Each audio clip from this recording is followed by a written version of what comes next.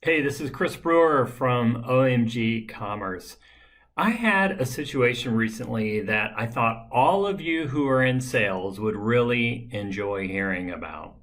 Because I don't know if you're like me, I've been in sales a long time, but us salespeople, we don't often get the respect that we think that we deserve. So I thought I'd share something that I recently shared with my team. We have something every month called Co-Founders Corner where I get a chance to share some ideas or thoughts with my team. And this is one I shared with them. So this is a complete full transparency except for hiding the names of our client, but how I booked an 8-figure client and how you can too. If 7-figure clients are good for you or 6-figure clients are good for you, whatever client is right for you, this is the same principle across the board. And this is also a video that you can share with people in your team that aren't particularly in sales or have nothing to do with sales.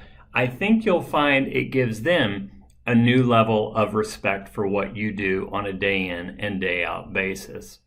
So the first thing that I want to show you on here is the perception of salespeople. There's been a perception for a long time here, and I've got a link on the screen, and I'm going to just escape from this full screen view here for just a second and show you the video that I shared with my team. It's 3 minutes long. It's from Devin Reed. His YouTube channel is gong.io, and it's right here. And the name of the video, you can look it up on YouTube, is What Do You Think About Salespeople? It's funny and it's really insightful, so I encourage you to watch that video on his channel. But what I was going to go into is there's a lot of misperceptions. And actually, I was talking with someone about this just yesterday. People just don't really know what it takes from start to finish. So that's what I thought I'd share today is the whole start to finish process on what happened with this recent 8-figure client that I booked and how long this process took. In this case, a little over 90 days from start to finish.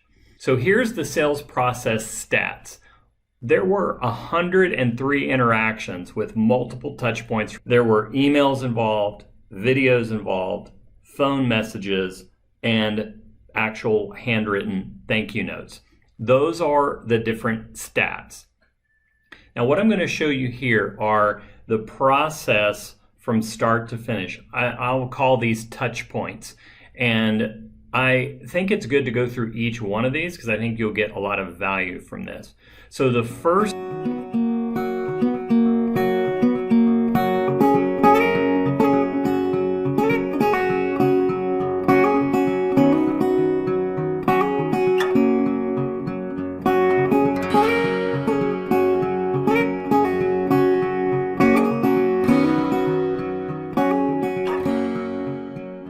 check my email. And what we find out is that we get the notice that we've been selected as their agency partner. Woohoo, yay. All right, so that's awesome. And this is the entire process from start to finish, but we're not really done. I checked my pipeline and we have had 44 more email interactions after the go-ahead and prior to the kickoff call. 44 more opportunities to screw this thing up. And really with them, it was about timing and getting their other agency out and even a financial structure. But we got it done and we got the business. So here are the takeaways from this prospect to client process. Here are my takeaways. We're all in sales. Whether you're watching this and you're in sales, or you're watching this and you're a COO, or you're watching this and you're in accounting, you're watching this, you're an account manager, we're all in sales. We all have opportunities with the touches that we have with our clients and our prospects to be part of moving the process forward. Secondly, every interaction should be carefully considered. 103 interactions that you saw with that whole process. Back in the day, when I'm probably in my 20s, I used to just fire off stuff. Boom, boom, boom. Wouldn't think about it. Just even reactive and even sometimes defensive. But these days, every action should be carefully considered. That email can be forwarded out. That email can be shared with others. That video can be shared with others. All of the interactions, think about it, read it to yourself. If you have second thoughts, let someone on your team preview it before you send it out. Next, let your personality show. And for me, I'm a very creative thinker, creative individual. I'm not afraid to use video. I'm not afraid to tell a joke. I'm not afraid to use my personality. I'm not afraid to, do self-deprecating humor. But whatever your personality is, let that show through, let that shine through. It's going to be a big plus for you. Multiple touch points and communication types should be utilized. If you're in sales and all you're doing is an email back and forth, email back and forth, email back and forth, all you're going to end up with is a lot of back and forth and not as many deals closed. So do what you can to take things outside: email, phone calls, thank you notes, video emails, in-person visits if it's possible.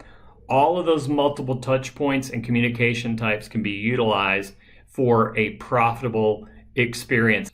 And finally, the sales process is never finished. You have got to be on your toes every day after the deal is done. You're always selling, even when you're in that relationship, because you've got to keep those relationships tight, because there's plenty of options out there. There's plenty of people knocking on their door, sending them emails, leaving voicemails, trying to get in touch. So keep in mind that sales process never finished. I hope this has been productive for you, useful for you, inspiring for you, and happy selling. Here's how you can get in contact with me if I can help you in any way, shape, or form.